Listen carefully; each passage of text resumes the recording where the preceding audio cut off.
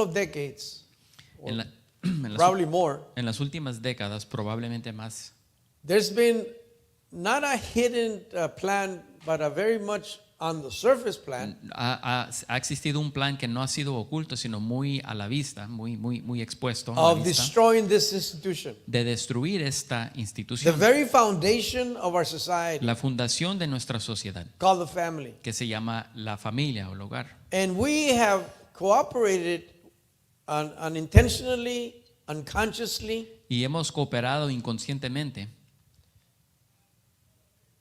sin de querer, ¿verdad? Porque no, we have not really thought about it. porque o sea, se ha hecho sin realmente querer, porque no lo hemos pensado bien. And a lot of the destruction of our family values Y mucha de la destrucción de nuestros valores familiares have been achieved by our indirect approval. se han logrado a través de nuestra aprobación indirecta. Let me explain what I mean. Y les voy a explicar lo que quiero dejar entender con esto. We have taken our children Hemos tomado a nuestros hijos and we have entrusted them. This is our most precious blessing. y se los hemos confiado. Recuerden, esta es nuestra más grande bendición que tenemos. And Nuestros we have hijos. entrusted this blessing, right? This beautiful children Y le hemos confiado esta bendición, estos hermosos hijos, to the state. al Estado, For the state, through his educational system, para que el Estado, a través del sistema educacional, to quote unquote educate them. entre comillas, los eduquen.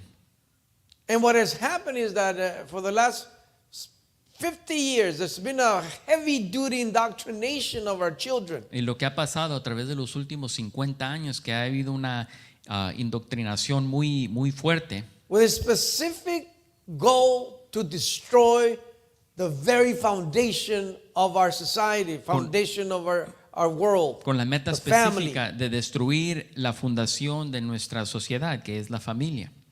And so now we are in the process of taking that back. Y ahora estamos en el proceso de retomar eso, tomar And ese so, control. I want to read to you in Proverbs chapter 22, verse 6. Les quiero leer en el libro de Proverbios, capítulo 22, You all versículo know 6. this verse. Todos ustedes conocen este texto.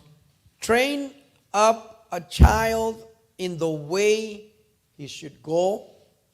Even when he is old, he will not depart from it. Dice, enseña al niño el camino en que debe andar, y aun cuando sea viejo no se apartará de él. The responsibility of training our children in the ways they should go fall on our shoulders. It is our responsibility as parents. La responsabilidad de entrenar a nuestros hijos en el camino que deben de andar cae sobre nosotros, los padres. We had sent them to the public schools, Los hemos enviado a las escuelas públicas and they have trained them in their ways, y los han entrenado en sus maneras, and now they're grown and they're leaders now, and they have not separated from those wicked ways. y ahora ya los niños crecieron, ya son adultos y son los que están dirigiendo y no se han separado de esos caminos malvados. Son líderes ahora. Están en el gobierno.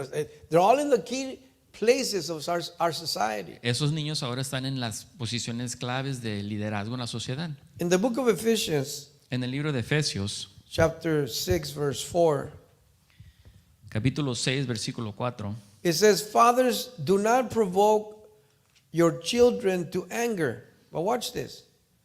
"But bring them up in the discipline and instruction of the Lord." dice, y vosotros padres no provoquéis a ira a vuestros hijos, sino criadlos en la disciplina e instrucción del Señor. It is our responsibility as parents to instruct our children in the ways of God. Es nuestra responsabilidad como padres instruir a nuestros hijos en los caminos del Señor. To teach them about faith, to teach them about the power of His Word, about His plan, what He thinks about them. Es nuestra responsabilidad enseñarles sobre el plan de Dios y el poder de la fe y lo que Dios dice sobre lo que Dios dice acerca de la vida. 2 Timothy chapter 3 verse 15. Segunda de Timoteo, And capítulo 3. again, you know these verses. "And how from childhood you have been acquainted with the sacred writings, which are able to make you wise for salvation through faith in Christ Jesus. All scripture is breathed out by God and profitable for teaching, for reproof, for correction, and for training in righteousness. And this is the objective of the training, that the man of God may be complete. Say complete. What's the verse? Equipped for every good work. 2 Timothy chapter 3, verse 15 through verse 17. Segunda de Timoteo capítulo 3 versículo 15 al 17 dice, y que desde la niñez has sabido las sagradas escrituras, las cuales te pueden dar la sabiduría que lleva a la salvación mediante la fe en Cristo Jesús. Toda escritura es inspirada por Dios y útil para enseñar, para reprender, para corregir, para instruir en justicia, a fin de que el hombre de Dios sea perfecto, equipado para toda buena obra.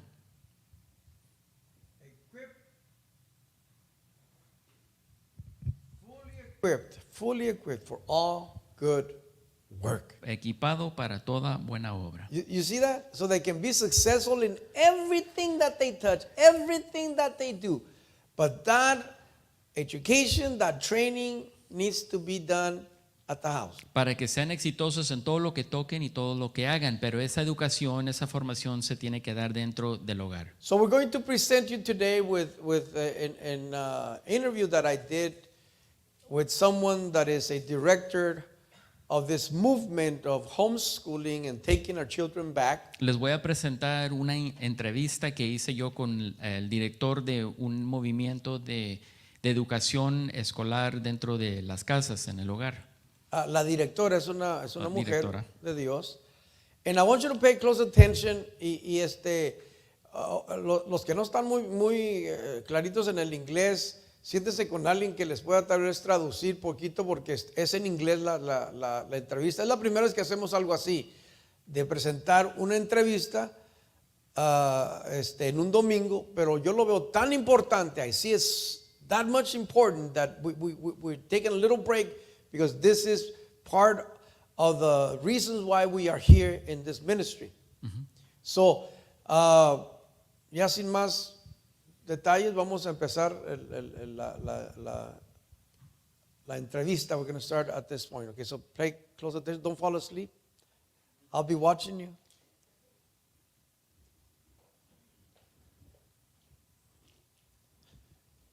Do we need to turn off the lights or no? No? Okay. Okay.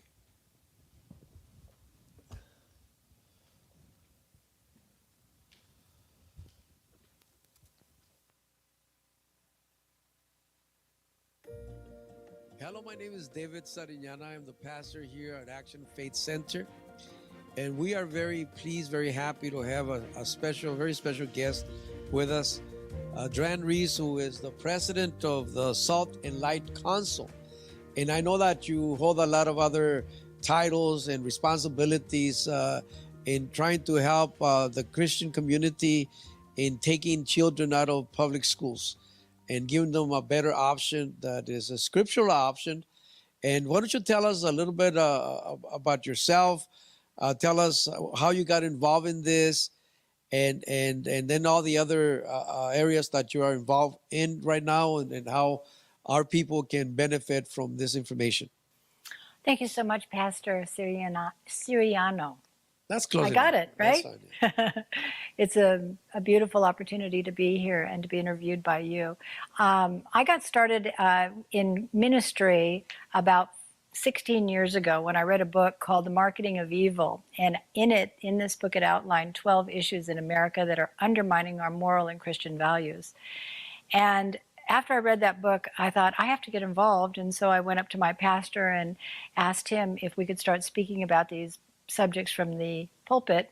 And he said, well, why don't you start a ministry here in our church? So I wound up starting a ministry called the Salt and Light Council. In the ministry, we are commanded to be the salt of the earth and the light of the world. And if our salt is not good for anything, it's only worth to be trampled on and thrown out. And so that was the impetus right there, because I started to see all these bills that were coming out. The first one was back in 2007. It was the SB 777, and that was where they were making it king and king and queen as the new prom queens. In other words, it's not male female, it's queen and queen, king and king. And that was disturbing to me, that this would be allowed in public schools. And so that was how my journey started, because I started to fear for our children and their future. And so as a result, our ministry has built a suite of ministries that are here to support the citizens of America to get actively engaged, because as the name of your church says, Action Faith, our faith without action is dead. Exactly. Faith without proof is dead. So I thought about that, and I said, you know what, I need to help. I need to do something. So I'm just a regular citizen like all the other people in the church are. I have, no special education. I do run a business. I have a business here, and so I have a little bit of a business background. But I became a concerned citizen about what's happening to our country, and as a result did a lot more research and read my own books, because it's very hard for the pastor to do it all. And so I realized that if we have a ministry inside of a church called Salt and Light Council, where you don't have to do everything on your own, but you have help from the people inside the church who are stepping up and saying, you know what, I want to make a difference. And then you're running biblical worldview courses, teaching the history of America, what our Constitution is all about, civic responsibility, biblical worldview, and educating, then that light bulb, the Salt and light bulb goes off, where people say, aha, I finally have it. And when you're empowered with knowledge, you're also empowered in your spirit, and you become your soul starts to awaken, and you realize that you have what it takes to get the job done, to reverse the moral decline in our culture. And so as a result of doing all of that, one of the biggest areas, working inside the church and working on voting and realizing that 50% of the church isn't even registered to vote. And that is shameful for someone not to be registered to vote. And then if they are registered to vote, they're aligning with platforms of the different parties that, one of the wants to do some unspeakable things to our children in the public schools. So it's a time where the body of Christ has to step up to the plate and decide, I want to be educated and know the truth, or live in complete hiding for the rest of their life, in which case their faith, in my opinion, is not worth the salt. So let me ask you, does the Salt and Light ministry, does that address also the registration and education in regards to the current politics, the current issues? Everything from a moral standpoint, from a godly standpoint. People need to understand that our faith is being trampled on. Our First Amendment right in this country is the first right is the freedom to worship, the freedom of religion. And that's being trampled on. And so unless we exercise that, there's going to come a day when we're not going to be able to practice our faith, certainly out in the public square, but maybe even close down churches. Oh, wait, close down churches. Did they try to do that already with COVID? Do you see what's happening? Of course. They're exercising our will right now, and our ability to stand up. Do we have what it takes? Do we believe in God enough that we are really the path that has set America on a proper path? America is great because we are a Christian nation. I think that was a test run for them to see how far they can push the church and still get away with it. And if we don't do something different than what we did back in 2020, then we're in trouble. So let me ask you something.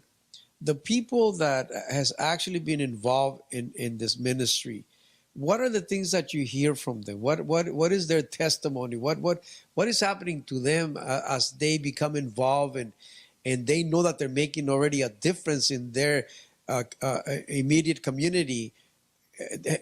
What are you hearing from them? Oh, everything. It's very exciting. We've impacted hundreds of thousands of people and churches all across the nation. We have ministries in 26 states. We have about 20 or 30, I was trying to take a count before I got here, just here in California alone. And what each one of these ministries do is outstanding. They're running courses in biblical worldview, running people through all of these courses that scrub heads clean of secular worldview and spit them out the other side as strong biblical worldview thinkers. They're getting involved in elections. They're running for office. They're building voter guides. They are helping to build homeschool groups. As we're, the reason why we're here today is how do we help our children get a biblical worldview education instead of a secular worldview as they're getting in the public schools? In fact, a dangerous education where in some cases your children might not survive, and there's so many incidents of violence and gangs and suicide and drugs and all this stuff is happening to our children, and we're just letting it happen. And we have to stop. We have to take control, at least of the people within our purview, that is in the Christian church. We have to care for each other. So give us the menu, if I may put it that way, of the things that are covered in this Salt and Light Council, just over on the surface level, and then let us then concentrate on the homeschooling opportunities that we have. I think that would give us a lot of light, a lot of understanding. For sure. Salt and Light Council is a suite of ministries. So if you go to the website, saltandlightcouncil.org, you will see a bunch of names there. They all work together, starting with a prayer ministry. We're here to repent of our sins, number one, to restore our nation. We're here to get educated in biblical worldview. We're here to take action on issues in legislation and make our voice heard in the public square. And we're here to get involved in every aspect of elections, including running people for office, working and volunteering at the polls to make sure we have fair elections and counting the ballots, and that people understand that it is their right and their privilege and a necessity for them to vote. And that's how we'll restore our nation. So that's the broad overview. And what that all And so the voting part of it is extremely important. And we have one of the top websites in the nation for voting. We have state voter guides for all over the country, where it's just a conglomeration of the best voter guides. And then we also have a booklet where we contrast and compare the values of the particular parties are out there. It's called the Biblical Voter Booklet, a step-by-step guide to biblical voting, what you need to know to save America. And I think it's very important for everyone. It doesn't matter what ethnic group you are from. It doesn't matter if you've immigrated to this country. I'm an immigrant as well. Our family came from Finland. Our names are on Ellis Island in New York. I vote in every election, including primaries and in the general. And if you're not voting, you are not doing your due diligence as a citizen of America. And I venture to say, even before God. I strongly agree with you. And I believe that this demonic, I call it a demonic movement of darkness. It's a very well organized movement and very clear-cut strategies that have been in place for almost 100 years already. Right. And so one of the areas that they have gone into and taken charge of is education, public education, because they know that once they transform the minds of our young kids, those are the leaders of tomorrow, and so now they are going to take charge of the directions of the countries, of our country, right? And our country is a tremendous influence over what happens in the rest of the world. So we are maybe behind. Doesn't mean that we've lost the war, because we at the end of everything we're going to achieve victory. Right. How do we start taking that back, that control of education of our children, which is our most precious commodity, most precious thing that we can have in life? How do we do that? And I think that if you can tell us, how do we get started? You just take charge on this.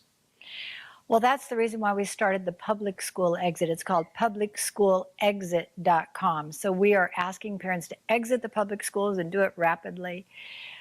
The most heartbreaking thing for me was to find out how bad our public school system was. I didn't believe it, just like all the parents out there don't. Oh, come on, it's not that bad. We have such good teachers out there. And yes, we have fabulous teachers.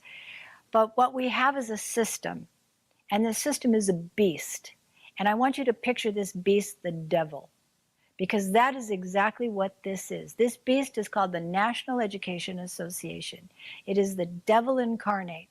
And when it started back, when our founding fathers started this country back in the 1600s, the only way we educated here was through homeschooling and through church schools, church one-room schoolhouses. It was a fabulous education. And look what happened to America. We prospered, we grew, people were creative, they had freedom, they understood what it was like to live.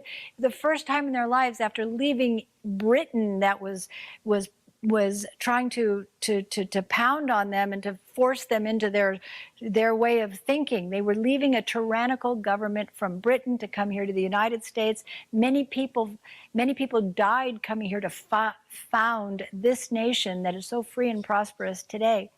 Those founding fathers in the 1600s, they created the Mayflower Compact, which said, this is a Christian nation. This will be a Christian nation. They put a stake in the ground and said that. And we are living on the backs of these founding fathers. But what happened is in the 1700s, 100 years later, that the Horace Mann and John Dewey and the Unitarians took over the public school system, because what they wanted to do was they used the excuse that the poor people were not getting educated. But actually they were, because they were coming into the church schools. So what happened was that they convinced the Christians out there who were homeschooling, come on, let's just on an experimental basis have you do a common school with us. So we all know that when you experiment, before you know it, they reel you in, and it's very hard to pull away from that. That's like saying, we'll do a bond tax for the public schools. You never see those bond taxes being taken away. That's right. So anyway, that's what happened. The Christians, on an experimental basis, got involved in a centralized school system, and then the Catholic schools were given money by the government. So this is how it all started. Now, what happened in the 1700s from that point forward is that the Unitarians, they had a form of Christianity, but they didn't believe in the Trinity, and they said that their religion, all education, if there's one thing you remember, is religious. All education is religious. It's just a matter of what religion are you going to learn. So the public school system, based on the National Education Association, the centralized form of government that started in the 1700s, was based on the Unitarian Socialist Prussian model. And these founding people of the education system, Horace Mann, John Dewey, and all of this is morphed now into where they replace theology with psychology. Think about it. They replace theology, which is what we were learning, with psychology. In a sense, it's pseudoscience. So for all the people out there who are psychologists, the reality is that you're trying to fix it in your mind instead of focusing. It's a humanistic approach, the humanistic answer to men's problems. So you take away, put aside God's answer and replace it by a humanistic approach. Bingo. Human reasoning. So that's the religion of the public schools. So the whole goal was to scrub Christianity away, and it took hundreds of years to the system that we're at now.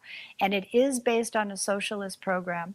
So what our kids are learning in the public school now, they are experimental lab rats.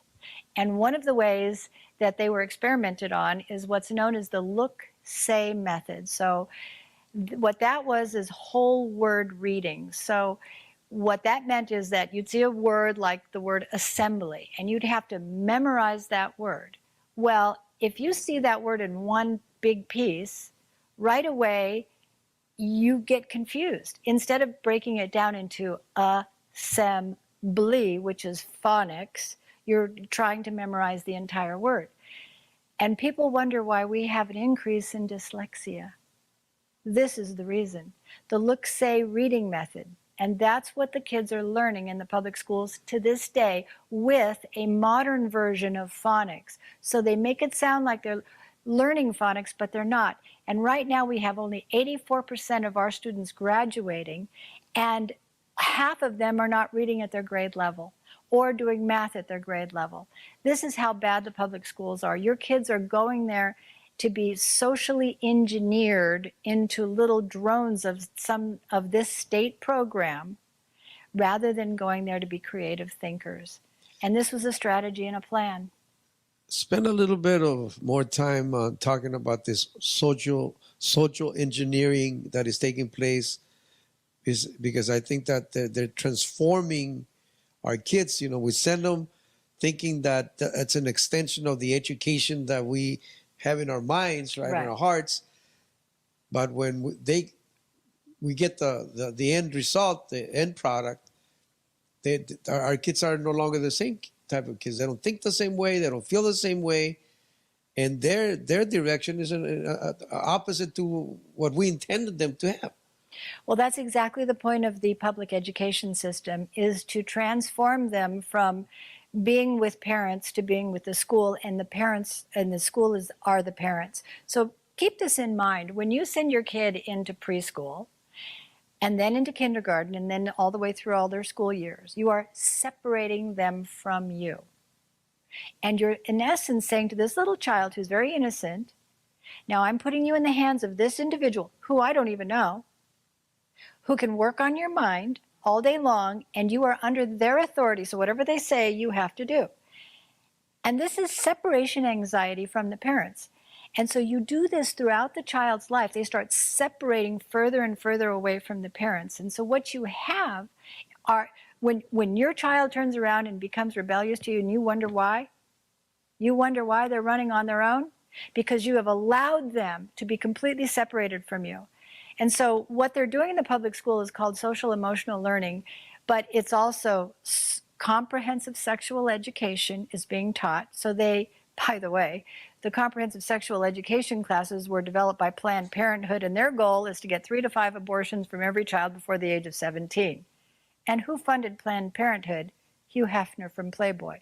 Little known facts. So that's odd. Okay, that's your comprehensive sex education classes. The teachers have to read the book Saul Alinsky's Rules for Radicals. This book is dedicated to Lucifer himself. Why? To teach them communism so that the teachers become indoctrinated in a communist strategy so they can impart that to the kids. There's data mining now. One of the things they're doing with kids in the schools is giving them surveys and having them fill them out, but there's some very personal questions on there about family life. Do your parents argue? Do you have guns at home? Listen, folks, you don't know this is happening. Also, the kids are now taught to lie to their parents so they can be, so when they go to school, this is very well known too, they can be, they can be transformed into a new transgender. I call them not public schools, but concentration reassignment camps. That's what I call them, because they're basically taking kids from you, putting them into this reassignment camp and reassigning their gender, their body no longer made in the image of God, but in the image of whatever they decide it to be. So they are their own gods. There's the human reasoning again. So this is social emotional learning and comprehensive sex ed. Then you have the critical race theory, which is really a whole other world. You are actually considered white. I'm considered white. And you and I have white privilege. And and so that's not true. So there's a very clear-cut replacement of authority and respect. Correct. They put aside parents, and now the state is the one that needs to be almost revered and respected and held in a higher level than their own parents. So loyalty is now to the state and not the parents. Is that 100%. 100%. And also now it's becoming increasingly more difficult for parents to stand up for their own children. If you've looked at and seen many of the parents that have gone to school board meetings, I mean, they're arresting them, they're throwing them out, they're shutting off their mics.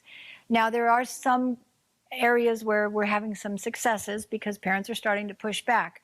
But how long do you want to keep your kids in a secular concentration reassignment camp? I guarantee you that your children will not get a biblical worldview Christian education in a government school. They will receive 90% hostility to your faith, and you will be lucky if they don't come out of there either addicted to drugs, having sex well before their age, pregnant, abortion, or transgenderized. You've got to get your kids out. I'm telling you, there is no redeeming the public schools. There are so many great opportunities for us with our churches and fellow man. So this is not like it's going to happen or it might happen. This is happening now. So it's not like we have the luxury of waiting to fix this. I imagine that part of the Salt and Light Council is to fix the problem, right? But we cannot be fixing the problem at the expense of our own children, right? So we got to take them out while we are fixing the educational system that we have. Is that, am I getting that correct? Well, or? I think the beast is way too big. And as a matter of fact, it is so big that it's funding candidates into office, and it's literally transforming our entire governmental system. We are no longer a capitalist Christian nation. We are a socialist nation. And it's really unfortunate what's happened. If you look at the medical industry, if you look at the education system, if you look at the government, all of it now, government, you're better off getting a government job because you're going to make more money. But the small businesses out there that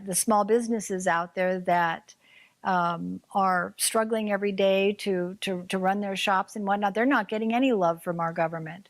They're getting nothing but taxation and all this. But the beast, here's the thing. While we're getting our kids out, and as rapidly as possible, all the parents who love their children, that is their primary responsibility to take and look after their children. That's the bottom line. The bottom line is, it is not, nowhere in the Bible does it say, turn your kids over to someone else that you don't know and have them work on their minds. I don't see that in the Bible. Okay, I think that we can't sit here and fix everything in one shot, but right. Let's look at that. Let's dive into the solution that is at hand that we need, right? Okay. Okay, so we have families that says, you know what, I get it. I don't want my kids to go through that any longer. I'm done with that. I want to start something at home. I want to start this process. How do they get started? And what type of support systems exist? Tell us all that.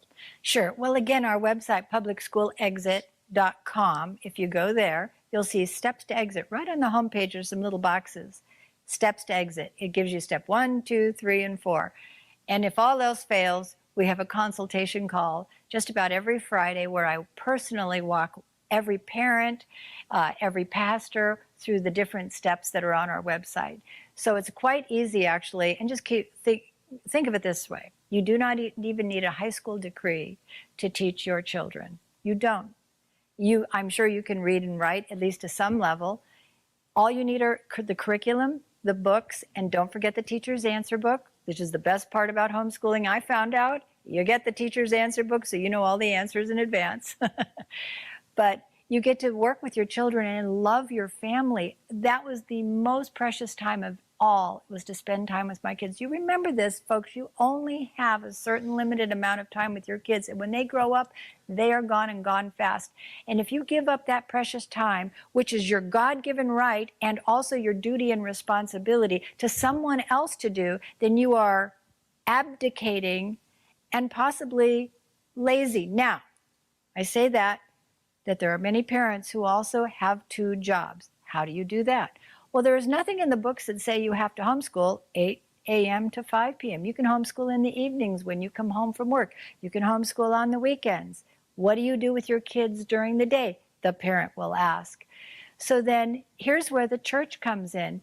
How difficult is it for someone to get paid a little bit of money to look over children and teach them some reading skills all day long, having fun with these children if you have to do that. But again, I would say that most parents can tighten their belts and work a little bit less and spend more time with their kids. The point is, you are giving these children by God, and why are we sending them off to be destroyed? You know, you said something really so simple, because you're trained to think that, okay, there's a certain schedule for learning, right? And if that schedule is already taken by a responsibility at some type of work that you're doing, right away you disqualify yourselves. So you said, you know what, I can't do this because I have a 9 to 6 whatever job, and you didn't even pay attention to the possibilities. But you just said something. It doesn't have to be 9 to 6. It could be 6 to 8, or whatever the case may be, right? That's we create as parents, right, the hours that best fit our need and our demands. And what's so much fun about homeschooling is that you get to teach your kids skills that you never learned in your life. One of the things that we did is we taught our kids horseback riding. They learned karate. They learned gymnastics. We put them in all sorts of sports. Banking. Banking. I don't Yeah, you saw balance a checkbook. Right, I have a checkbook. In fact, that's one of my favorite stories. I bought a fake checkbook. I put a fake $500 in it when my kids went shopping with me and they really had to have a toy. I said, well, it's coming out of your account. So they would take their checkbook. They'd write down after the receipt how much it was. They'd have to deduct it. And my daughter wound up working for Goldman Sachs in New York as an accountant. There you go. So not too shabby. Yeah, so you can create this joy in your child's life for learning. Right now, sending them to a public school, they hate it. They're stuck in this little seat. They're told they have to be a certain thing, and now they're being socially engineered to be something other than it's so interesting because you hear this so much. Time flies. Look, yesterday my kid was 5 and now they're 15, and 10 years have gone by, and there was that disconnect that we really pay very little attention to, and the harm that it causes, to be separated from our kids, from our children. You bring up a good point. 15 years. All it takes for our country to be transformed back to biblical foundational principles are 2 sets of 15 years. In 30 years, in our lifetime, we could see America restored and Jesus Christ exalted once again. Isn't that exciting? That's exciting. We can do that, and if we all participate, right, one family at a time, right, then we can create something very special for our future generations. And right here in your church, you could build a homeschool co-op instantly. If the parents would really say, you know what, I want to do it. I don't know how, I'm afraid. Just say it, but let's work it out. Let's just work it out. Each parent, each child. You know what? These children are way too precious to throw them off into these public school systems where I can almost guarantee you will lose your child. And by the way, the rate of suicide increases now. Stats are increased when they go to a public school. And, another thing, all this peer pressure and body shaming. I'm a girl, okay, and when I went to school, I remember how that was. And, I don't like it. I didn't like it then, and that is the reason why I decided I wasn't going to give my kids a common education, a common education. I wanted my kids to have a superior education. And what did that mean? It meant spending time with me and learning. So we did a style. So there's, when we talk, get into more detail, there are things called styles of education. So our style was road schooling. You can do world schooling. You can do nature schooling. So in this one, road schooling for us is we bought a little tiny used RV, threw our family inside, brought our books with us, and we took off all across America. So our kids learned about American history just by driving around the country. And now my daughter is like a world traveler. As a matter of fact, I'm going to Ireland with her in about 3 weeks. Can I go with you guys? Yes, absolutely. All of you, let's go. You know that you're making it sound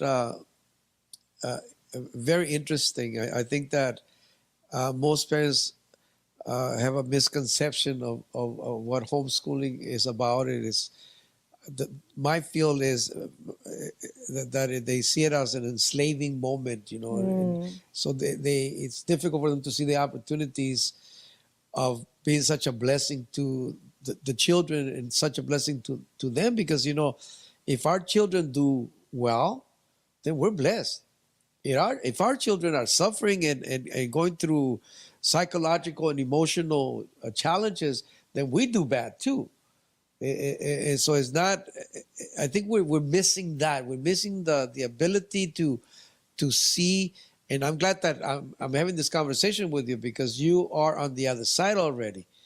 Your efforts are being manifested. You know, that's the investment of your life and efforts and time. You're seeing the results in your children already. How many do you have, by the way? I have 3 and 2 grandchildren. Okay. So how many of them went through homeschooling? 2 of them. Okay. Yes, and they're doing great right now. To your point, some of the other fun things that you can do with your kids are simply teaching them how to cook. Do you know that people today can't cook? They can't boil an egg, they can't make breakfast, they can't make lunch, they can't make dinner, they can't even mow a lawn. They don't know how to do basic plumbing. Can't change a tire, can't check the oil in the cars. This is education, teaching them how to survive throughout life. This is a perfect education. And I think also having a mom and a dad in a home is obviously the best scenario, but that doesn't always work. There are a lot of single parents out there, but that's where, again, the church and co-oping and homeschool groups come together, because then the child is getting more of an opportunity with a smaller group where he feels loved. When you throw them into an environment with hundreds of kids and into a large classroom, they just feel kind of lost and confused. And you see a lot of bullying going on. You have a very odd group of people now in the public schools that have some sort of an entitlement program and are just mentally deranged. This in the environment of the loving church, of loving parents who care for their families, these kids are going to grow up healthy, well-balanced. They're going to be smarter than any out there. Colleges are going to be vying for their attention. They're going to have jobs well before their times. They're going to make 6-figure incomes rapidly. You know, and by the way, you don't have to go to college. You don't have to go into debt. I mean, there are some people out there that are making very fabulous incomes as plumbers, electricians. There's so many great jobs out there. You just have to open up your mind and get excited about enjoying time with your kids.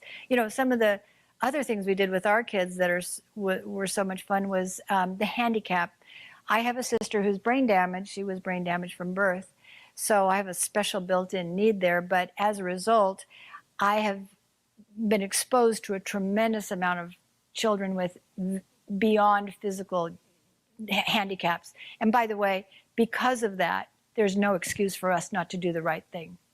When you see that level of physical handicap out there, those are the ones out there, and those caregivers that take care of them, they're saints. They're absolute saints.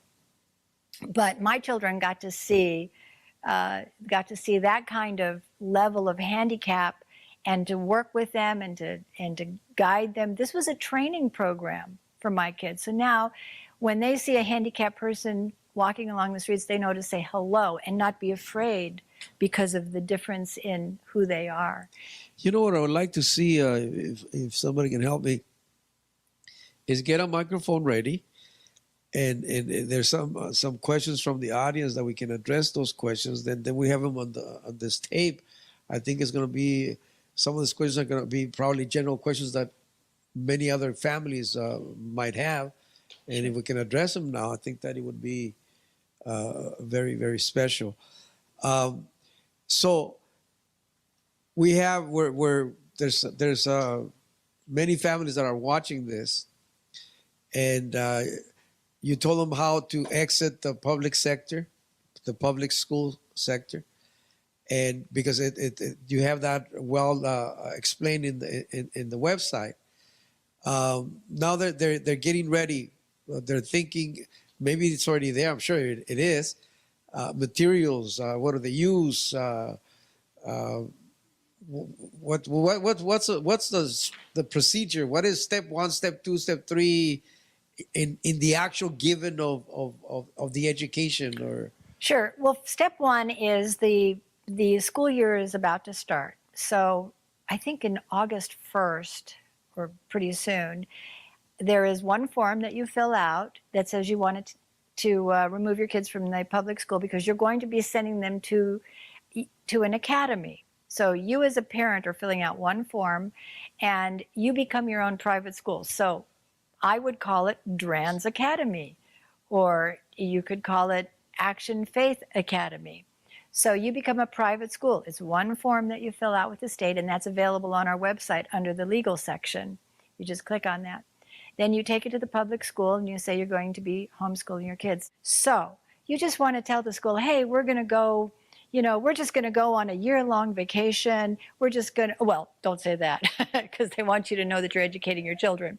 But you can just say, we're going to be doing road schooling, homeschooling at home. We're going to be going on a trip to visit grandparents. And so, here's my form. That's all you have to say. And say nothing else after that. And then you get your kids say out. that again, because that's very, very important. Say nothing. I mean, the less you say, the better off you are. Just say you're ready to take a stab at homeschooling, and or you're going to be taking a trip with your family, and you need to, right. Perform the Right. the education on the road, Right. or what have you. Right. Now, by the way, you're as a parent, it's really actually quite simple. You're just going to keep a record of the number of days that you're, Monday through Friday, we did this, math, science, reading. You have to do all the basics that the school requires of you. But to your point, what do you teach them? Not all curriculum is the same. On our website is the top of the line. The best curriculum is what's known as the principal approach, and that's how our founding fathers learned. Abraham Lincoln had a college degree by the time he was 15. How's that possible? Wow. I remember visiting President Jackson's home, and he the same. He was an attorney at the age of I think it was 14 or 15 also. Wow. And you look at a 15-year-old today, and they have no idea what they want to be when they grow up. They got pants down to here, and they walk like they have no care about themselves. This is very exciting. It really is. It really is. And I hope that all of you that are watching this, that you are as excited as we are. And I wish I would have known of this many, many years ago.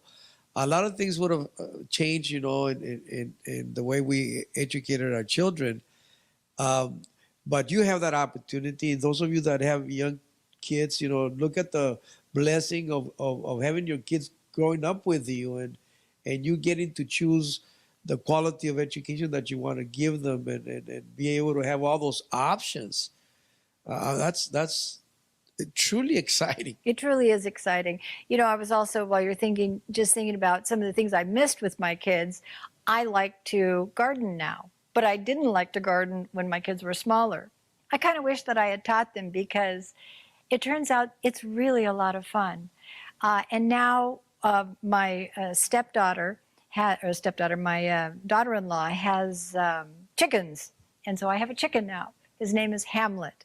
And so these are the funniest little things that you can do with your kids, but this is educational. How to grow a garden, how to grow tomatoes, how to take care of the insects on them, how to, compost your food in your house. You don't have to waste anything in your house. You just put it in a bin, you compost it, you turn it in one of those little machines. There's so much to learn and so much good stuff that we can do, number one, for our country, number one, for our children.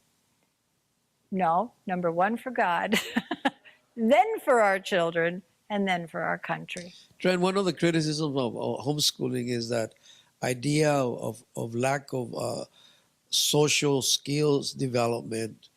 How do you address that? Yeah, that's a non-issue. Number one, the best influencers in a child's life are parents. So you have plenty of social skills right there. As far as playing with other kids, that's what co-op is all about. You cooperate with other parents in the local community.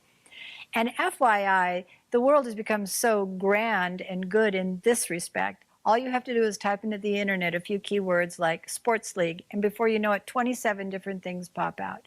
You want your kids to play baseball? Boom, you have a sports league in your local area. There is no excuse for your children not to be socialized. There you go. No excuses. Do we have that? Any questions that you might have? I mean, it's okay. You're not going to be on film. We're just going to listen to your voice. So Okay. All right. So I have one right now, but for ones I'm looking at having another one. How do you deal with having multiple ages and teaching them with multiple ages with you? Great question. It's actually really easy because how old is your current child? He's 2. He's 2. Okay, well, that's going to be easy, and you're planning on some more. Yes. Okay, well, like have a 12 whole. more. Have a ton. God said be fruitful and multiply. But the beautiful part is the older begins to teach the younger. So as you teach the older one, he learns responsibility when you give him the Isn't that opportunity to beautiful? begin to I teach love that. his sibling. Okay. Yes, it's beautiful. That's my daughter. Oh, is that your daughter? That's why I say 12. Melissa, you have a question? Okay, good. So I have been doing a lot of research as far as homeschooling, and I know charter schools also offer homeschool. How is that different from public school? And then I have 4 kids. 2 of my kids are in private school. It's a Christian private school. And I've been thinking about taking them out just because my husband's a firefighter, so he doesn't get as much time as I would like for him with my kids. How would you go about that as far as taking them out of private school? Because it is a great school, but I don't believe it's a very sensitive subject. But as far as vaccines, I'm not for that right now. And I know that school does require my kids to have them. So I'm kind of leaning more of pulling them out. Someone did tell me about a school. I don't know the name, but it's a charter school, and they have a homeschool program. What do you recommend as far as doing a charter school versus a Christian Okay, we curriculum? have 3 questions here. One is the charter school. One is pulling your child out of the current Private school. and the other is the vaccines. Correct. Number 1, no more vaccines, please. Not one more thing in our bodies, please. Don't let the government tell you what to put into your body. Don't let them do it. Again, many people have died. Many people are injured. There was a lot of controversy over that. That's all I'm going to say. But no, just flat no. FYI, the CDC, in their recommendations, suggests that every child before the age of 17 gets 75 vaccinations in the public schools. Okay, 75. We wonder why our kids are some getting paralyzed or dying or autistic or mental disorders or, asthma, all of these things. No more vaccinations, period. On the getting out of the schools, well, one, you're going to save a whole lot of money, and you're going to answer that question about having time with their father. The father's influence in the family is critical. These children need their father. Get them out now. They need their daddy. Daddy is very important. And on the number 1 question, which was the charter school, the charter school is nothing more than a public school. So they are requiring you still to follow certain rules of the public school, which includes those vaccinations as well. So charter schools are a bit of a lie, and I would say no to those. Mom, you can do it. You can homeschool. I can help you, for sure. We can have a call on one of our consultation calls, and I can show you the curriculum. Just buy the curriculum. So now all you're paying for is curriculum. Boom, done. $300-400 a year, you're done. Well, okay, so you have 4 kids. $1,200 a year, let's say, for $300. $1,200 a year total for the education of That's your our whole children. monthly bill right there for one child at our school. So totally. And then Then you can donate to our ministry. as far as if once you start homeschooling, do you have, I mean, I know there's people that have like their pods, but me, if I want to do it just like me teaching my kids, would I have like a teacher or somebody to kind of guide me? Because I'm clueless as far as like homeschooling. And my husband always tells me, you're like stretching yourself so thin, right? Especially with 4 kids. It is a lot, but I'm like, I know I can do it. If I set my mind to it, I can totally do that. I just don't know how to go about it as far as like, will I have somebody to help me, like guide me and tell me where to start, how to, especially like our oldest has a lot of issues because we had him at a public school and it was pretty bad. And that's why we pulled him out and put him in private school. But that's a whole different story. It was very damaging to him. So now we're kind of, I'm sorry. That's breaking my heart. I had to grab my heart because I feel for you. You know what? That is the story. You're telling the story right now. yeah, it's, He got damaged in the public school. You can be guaranteed of your kids being damaged on some level. Think of the public school as a burning building. And every day we send our kids in there to get scorched. right. There's so many so many elements to control. And you can't control them because the setting does not allow you as a parent to control those elements that are in the public sector, and so you are totally out of control. So whatever happens, happens. You can't manage not even a day at school. And the influences, you have no idea what is happening with these other children in the schools because, they're growing up with parents that might be abusive or alcoholic or God knows what, and you're exposing your child to this. And by the way, I hear parents say, well, my child is a witness for Jesus Christ in the public school. No, that's like saying that you're going to send your child into the lion's den to try to talk some sense into these lions not to eat me. I saw how it was because I was like the assistant, for the teacher. I would like the homeroom parent, and I saw, and I can tell you that it was traumatizing. And now my son's almost 9, and he started when he was 5. Until this day, he's has to get therapy every other week because it was any little thing will trigger like, oh, I remember like a certain smell will be like, oh, that I remember from when I was going to that school, or a certain color. If we see somebody that went to that school, he kind of. Yeah. Everything goes back to that. And now we have to pay, the consequence, I guess, for what happened to him at that public school. Because we didn't know any better. That was our first time. We had just moved out. So it was a lot. And now it's, I tell parents, if you're able to do homeschool or private school, like I think that's better than public school. Maybe private school is not the way to go because I know it is expensive, but there's alternatives. And I always tell parents, like, you got to think twice about doing anything that has to do with public. Well, on the private school issue, that's a really good point. Private school, is it a Christian school or a private school? If it's a private school, it's a secular school because they're doing the same thing the public schools are doing. They're not honoring God, period. If it's a Christian school, maybe they're making an attempt at honoring God, but a lot of the teachers come from the public school where they've been taught to train in secular reasoning. So therefore, they're coming to a Christian school because they have the Lord in their life, but they don't know how to teach from a biblical worldview standpoint. The point is, you're on a rescue mission right now, and good for you, Mom. Take your kids out, love on them, go have some fun for a couple of weeks. Forget the school stuff altogether. Take your husband and you and go on a nice little trip to a park, to a place where you can play and they can detox from all this stuff. And when you come back, you start off with, we can work on the curriculum, what to teach them. You just sit down and just give it to them and teach them with that. And you know what? Don't worry about it. It's all going to work out. They will learn to read and write. There's so many good resources out there. We have the best available. and you're going to have fun with your kids. And by the way, you only need 3 hours a day with your kids.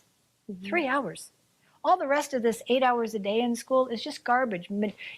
It's, No, it is because it is. Is it so I think that you're as a mom or as a dad, right? You're thinking, oh my God, I'm going to be stuck with my kids for 8 hours.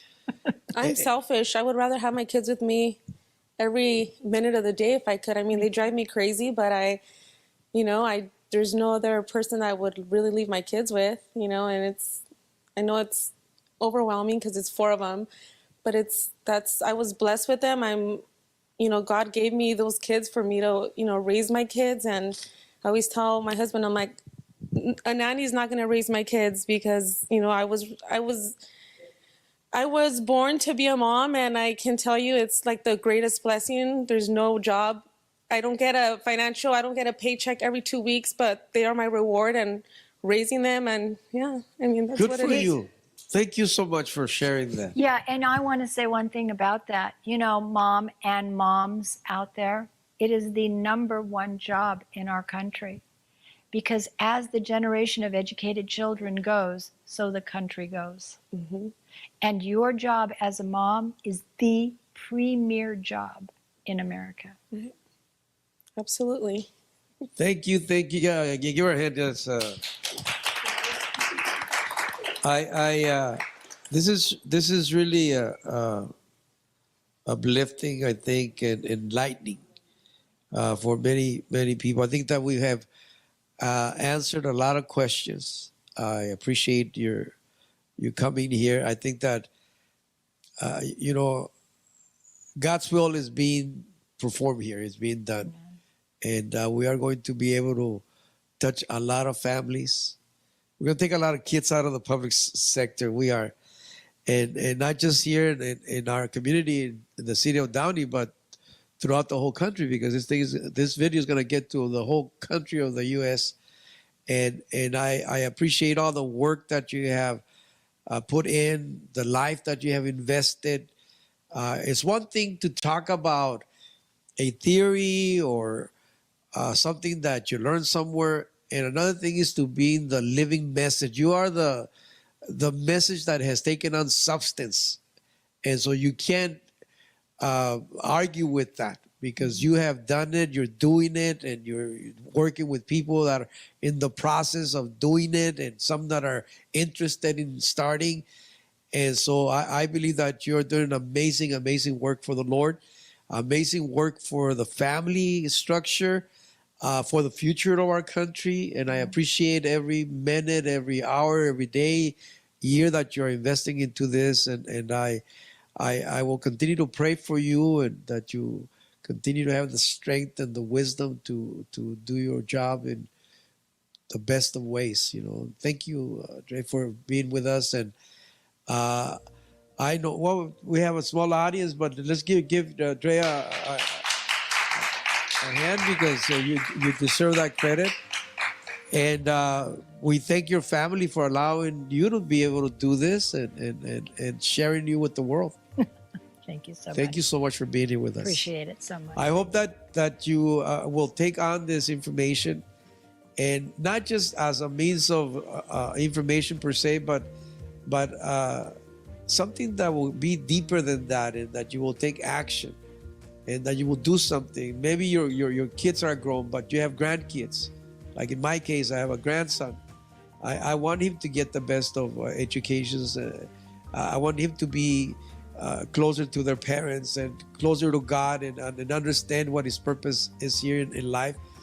Wherever you are, whatever stage, I think that this information can be extremely, extremely valuable, only if you do something with it, only if you execute it. And I hope that God will put that opportunity, that blessing in your heart to move on this thing and do something. On the screen, you're going to find a phone number where you can call. Also, a website that you can also reach out to and get information. And all your questions, there's an answer for them. So don't be concerned. The thing is that take that step, that immediate step step. Pull your kids out, and let's begin the process. Thank you so much, and we hope that we have been a blessing to you from this video.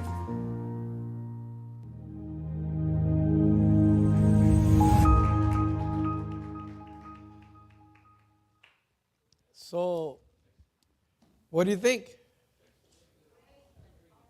Yes, powerful. Again, this is the first time that we've done this, and I saw it so valuable that I took a little break because this is what our teachings are about. Esta es la primera vez que hacemos esto y yo le di mucho valor, por eso se los mostré.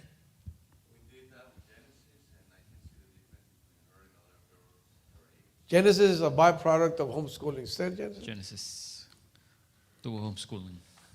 And when you talk to Genesis, Cuando hablas con Genesis, double N Genesis,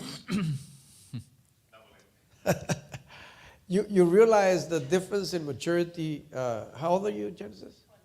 20.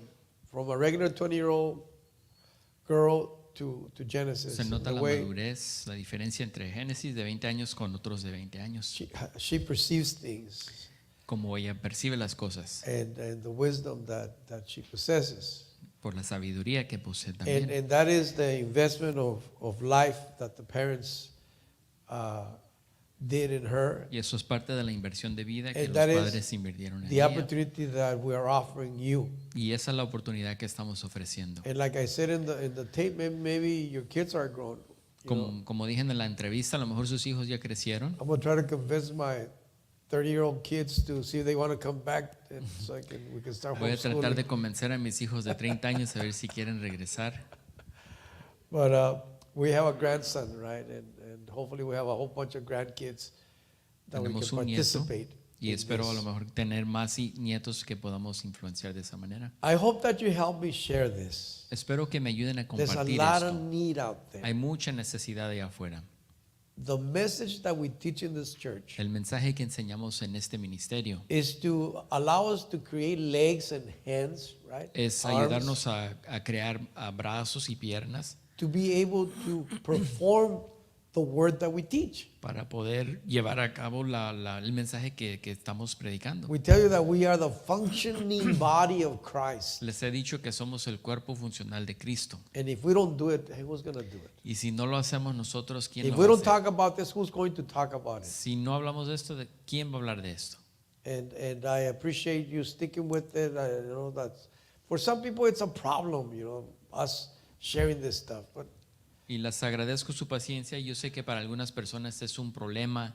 Les molesta que compartemos esto en la congregación.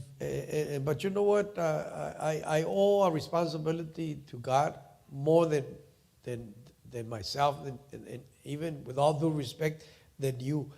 I owe a responsibility to the calling that God has put in my heart. Yo siento una gran responsabilidad al llamado que Dios ha puesto sobre mi vida. Por eso les comparto lo que les comparto. Brother David, do we have those? We wanted to share with you because is the sound better? The sound is better, right? And it's gonna be even better because we are getting a nice console, digital console that is going to help us El even sonido clean the ha sound. mejorado y va a seguir mejorando porque vamos a invertir en una consola nueva. These are the pictures over here. You see on the screen here? We have been working on the rooms and give Irma a good hand because she's been directing this. And, Aquí vemos las imágenes de los Grace, I'm salones, sorry. cómo los han ido mejorando. Grace, Irma, all the rooms are being redone. Todos los cuartos los están remodelando. The teachers were using the walls as boards, so they were putting staples and all kinds of stuff. Right? And all have been cleaned up and repainted. There's new lighting, new desk in some of those rooms. En algunos cuartos tienen escritorios nuevos, se han pintado, se han mejorado. The speakers, that's why it sounds better. So they're going to be put in a platform so you get a better sound. Las bocinas se van a poner sobre una plataforma. Eventually, también. everything's going to be in that console back there. Eventualmente todo esto va a estar en la en The el idea is rincón allá to atrás. clean up all this wiring and stuff, right? So it looks prettier, nicer. The lighting is going to go from this stands here to actual up in the ceiling. It's Las professionally luces done. también se van a conectar sobre el techo. I don't know if you noticed, he increased the intensity of the screen. That's a very nice screen, but sometimes we can't show the high intensity because then our faces are dark. And we're dark enough already. So all these things, I want you to understand that every dollar that you invest in this ministry, we're doing something. You Les know? digo esto para que entiendan que todo dólar que inviertan en el ministerio se está utilizando para bien. Some of you made a commitment to this lighting program or project. Algunos de ustedes hicieron un compromiso de apoyar en este proyecto de las luces And a few of you have already finished your commitment. y algunos ya cumplieron su fulfill that. compromiso. Others are still in the process. Otros todavía están en el proceso And many of you have not even made an attempt yet. y muchos no han hecho un compromiso. So I want you to think about this. Quiero que por favor piensen This en is esto. for us. Es para nosotros.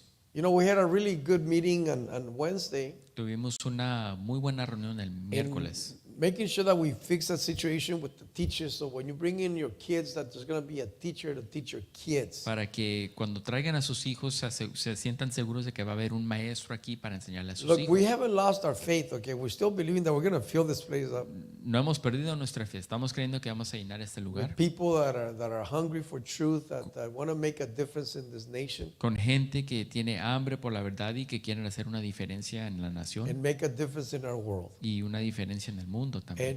But we got to restructure everything here. Pero tenemos que reestructurar todo. So like almost starting from scratch, but that's what we are. It's okay. Y estamos empezando de nuevo.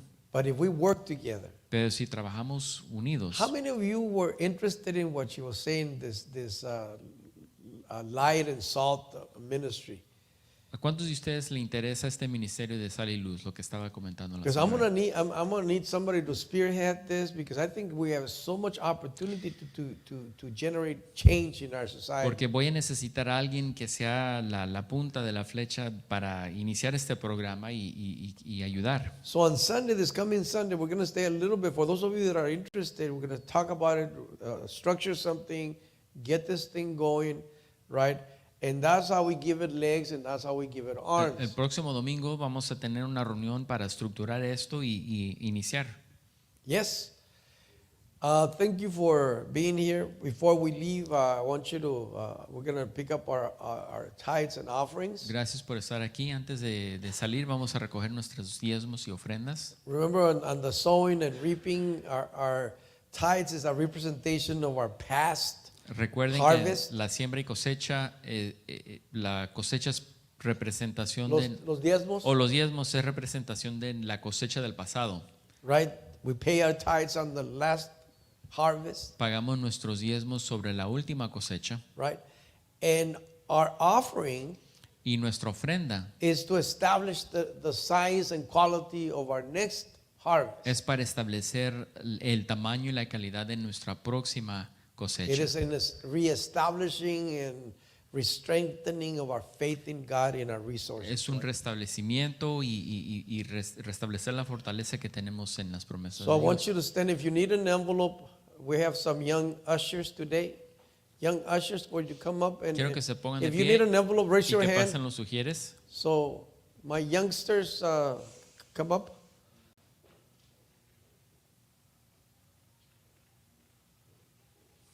Praise God.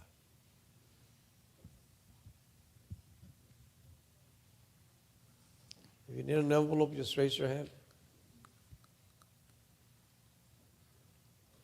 Praise God. Stand with me, please. Father God, we thank you this morning. Padre, te damos gracias en esta mañana. Thank you for allowing us the strength and the wisdom to generate these finances. Gracias por permitirnos la fuerza y la sabiduría para generar estas finanzas. And in faith, we bring our tithes. And with a spirit of joy, we bring our offerings unto you this morning. Y en fe traemos nuestros diezmos y en un espíritu de gozo traemos nuestras ofrendas esta mañana. Father God, we declare this financial seed highly multiplied. Padre, declaramos esta semilla financiera altamente multiplicada. And for those people that are watching us through this program, Y para la gente que nos está viendo en este programa, that they may continue to be faithful in their financial support of this ministry. que también continúen siendo fieles en su apoyo financiero a este ministerio. And we declare a 100-fold return Declaramos un retorno de 100 por 1 on that financial seed sobre esa semilla financiera. in the name of Jesus. En el nombre de Jesús. Amen. Amén. Praise God. You may come Alabado sea forward. el Señor. Pueden pasar adelante.